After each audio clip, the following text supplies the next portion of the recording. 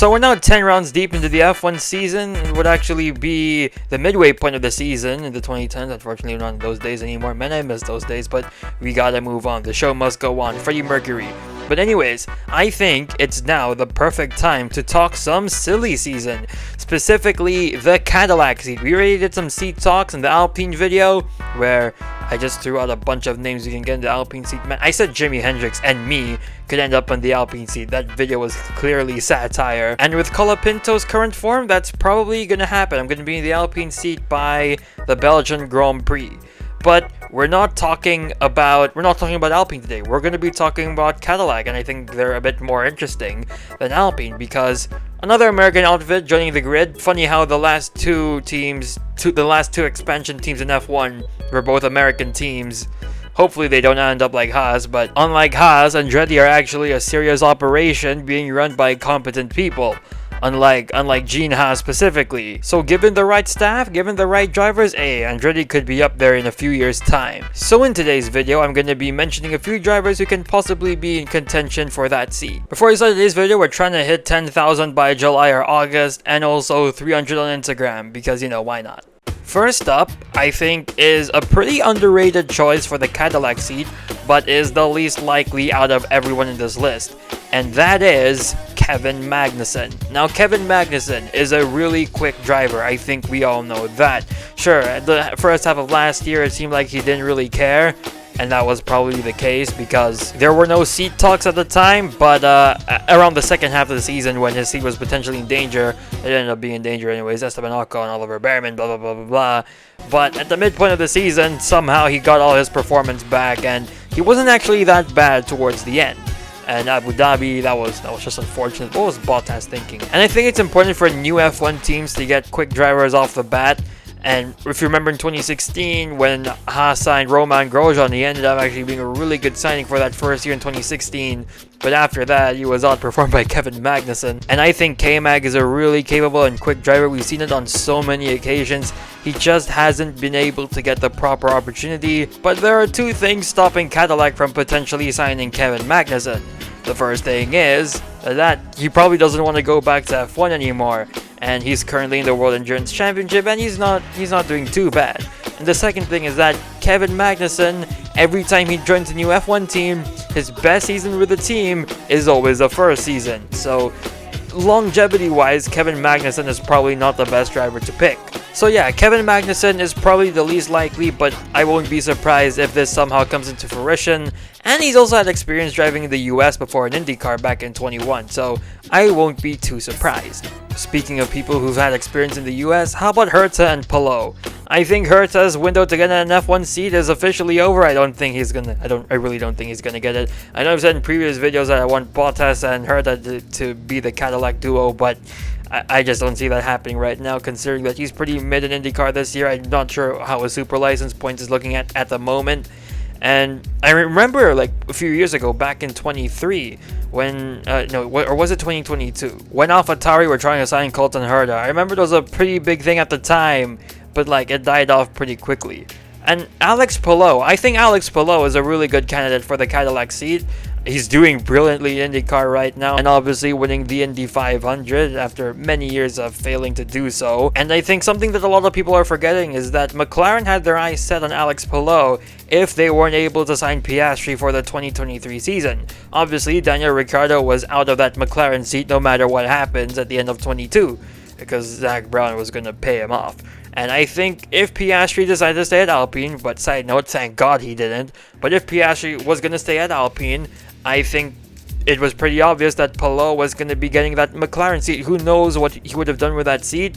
Would he be leading the championship right now? Who knows?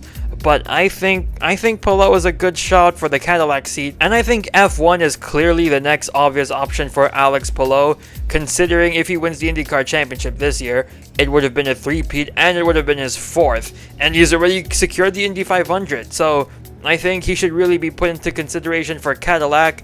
And I also want to see this theory that IndyCar drivers won't do good in F1, because historically they have been doing good, and entitled F1 fans can finally shut up about F1 being the only premier motorsport, because it's not the only premier motorsport. It's a huge it's a huge world out there of motorsports. Just stop being so closeted in your own trap. So yeah, Colton Herta and Alex Palou. And let's throw in Alex Rossi in there for good measure. Not because I actually think he's going to get the seat. It's only because he's my favorite IndyCar driver. Because his F1 debut was at the Singapore Grand Prix. Next up, we have Felipe Dookovic. A lot of people would argue that he should have an F1 seat by now and that he shouldn't be in seat talks for an additional team on the grid.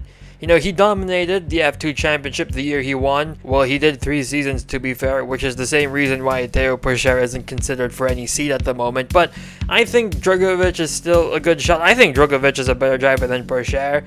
Obviously, the year he won the F2 championship was 100 points clear of Pourchaire. And yeah, I think his F1 drive is long overdue with Aston Martin. They're just keeping him from that drive because of Lance Stroll. We'll get to that in a bit. But I think he's a good fitting with the Cadillac seat. You know, he drove for Cadillac and IMSA before, so he knows a bit. Or unless they're 2 completely different operations, then I guess it doesn't really count. And shoot, he might not even need to try for the Cadillac outfit because he might be driving for Aston Martin next season anyways. Now, we all know about Lance Stroll's wrist issues coming to bite him once again.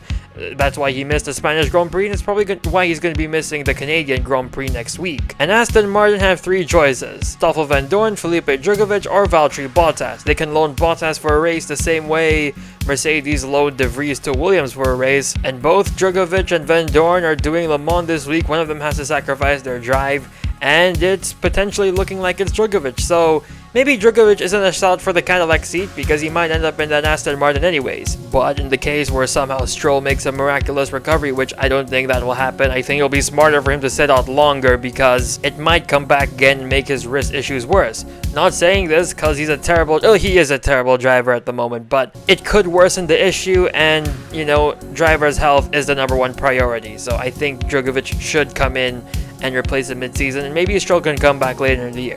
But as for the Cadillac seat, probably not going to happen unless Aston Martin drops Stroll and sign someone like Yuki Tsunoda because they have the Honda power unit next year. Then yeah, I do see Dookovic to Cadillac happening. But these last 4 drivers, they probably have a higher chance than the drivers I previously mentioned. Honorable mention before the last 4, Logan Sargent. Yes, I know he was very crash prone, but the Williams cars he was given were not the easiest cars on earth to drive. In fact, when Franco Colapinto came in, was amazing for the first 2 to 3 races. Then after that, he was as crash prone, if not more crash prone than Logan Sargent, because he had a smaller window. And it's continuing to show, and who knows, we might see Paul Aaron in that seat by the British Grand Prix. And I think if De Vries didn't do the impulse sign to AlphaTauri and Logan developed another year in F2, then joined F1 in like 23 or 24, then he wouldn't have been that bad. But unfortunately, it is what it is. He didn't get enough TPC with the old Williams cars, so we ended up with this. And what a lot of people tend to forget is that he went toe-to-toe with Oscar Piastri in their year in F3. He is not a bad driver. There is genuinely speed in there, and he made Q3 a couple of times. But the reason why Logan is only an honorable mention is because he's done with racing. Yeah, that's right. He announced a few months back that he's done with racing for the foreseeable future. And he was even signed to an ELMS drive, did an IndyCar test, so it would have been interesting to see what he could have done in those sports, but unfortunately this is where we're at.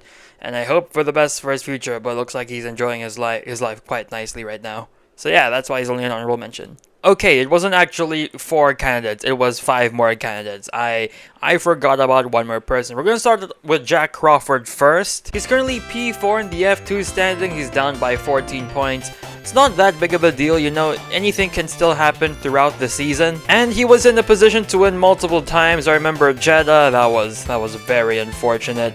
And didn't even score points for the first 2 rounds, including the sprint of Jeddah. So yeah, there's still a lot of season left for him to do, and I think he's a really quick driver. He's currently in the Aston Martin development program, which is why they couldn't replace him for Canada if Stroll doesn't get the seat on time because he doesn't have enough super license points. But come the end of the season, I think he can get scrape enough to join the Cadillac seat. And I think it's important for Cadillac to get an American driver, since obviously they're an American team joining the grid, and it's really good for marketing. Which is also why I mentioned Logan Sargent earlier. How about Zhou Guanyu? Well, it was safe to say that he didn't really impress the best during his F1 tenure. Sure, he did score Sauber's only points last year, but Bottas was better than him over the course of the season. I've been seeing a lot of people who want Joe to be in the Cadillac seat, you know, pair Joe with Bottas to get the old Sauber lineup.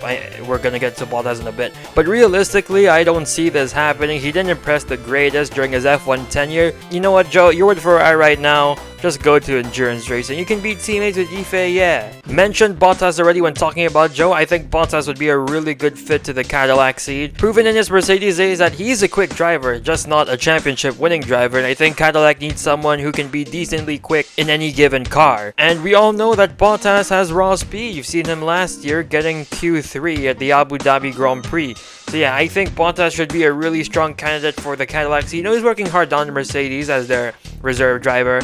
I think he also did some testing with McLaren, which is nice. So yeah, I think Bottas would be a really solid choice for Cadillac, and I think they should really look into this. I think a lot of people agree with this sentiment that he is a really great midfield driver.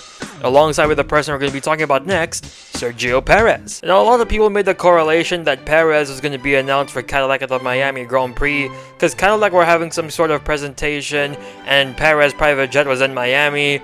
But no, apparently this was because Perez just recently bought a house in Miami, and there are a few Perez fans rallying outside the Cadillac presentation. Now, do I think Perez should be a consideration for the Cadillac seat? Yes.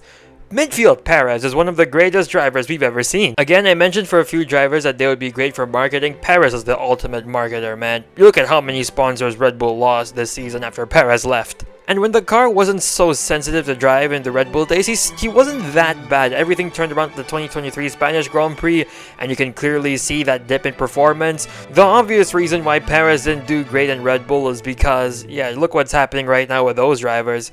And Red Bull should have picked a driver who can fit that driving style perfectly. Sebastian Vettel would have been a great choice for that 2021 Red Bull seat, because he can actually drive that car. Vettel likes oversteer too. And lastly, the driver who I saved best for last is because he's the only one that Cadillac have shown an interest to so far, Mick Schumacher. Mick's tenure in F1 wasn't the best, but granted, he was given a decent car in 22, didn't make the most out of it, and in 2021, they just gave him a boat, slapped some aerodynamics on it and said, here, drive this car. And the way the team culture it has shifted dramatically, people just look at their current situation and think, man, Mick could have been great in that seat. Obviously, the crashes cannot be ignored, especially considering that his teammate Kevin Magnussen was able to keep it clean throughout the season. And fun fact, Nikita Mazepin had less crash damage than Mick. It's just that he was spinning, but he was able to keep it out the wall. Well, obviously he's not as good as a driver as Mick. I did say in the Alpine second seat video that he should remain in endurance racing because that's probably where his ceiling is, but that's probably not what Mick wants. He's hungry, he wants that F1 seat. That's totally understandable, and Cadillac have shown an interest in him. Although, would it really be the smartest decision to sign Mick, especially considering James Vowles and Toto Wolff have written him off already? I'm not so sure, but what do I think? I think that this is probably not the best option. He's not the most experienced.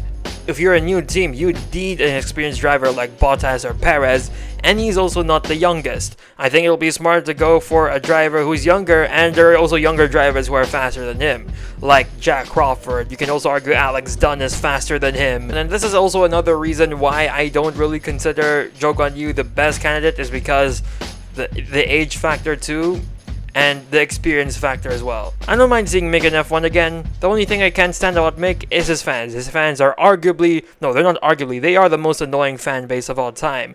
If you think Norris, Verstappen, Hamilton fans are bad, no, honey, you haven't experienced the wrath of Mick Schumacher fans. But anyways, that will do it for today's video. Leave your opinions on who you think will get the Cadillac seat. I don't know if I made any enemies with my options today, especially calling Mick Schumacher fans annoying. They're not as bad as Franco Colapinto fans, don't worry, but they are pretty bad. And yeah, be sure to like and subscribe, and I'll see you in the next video.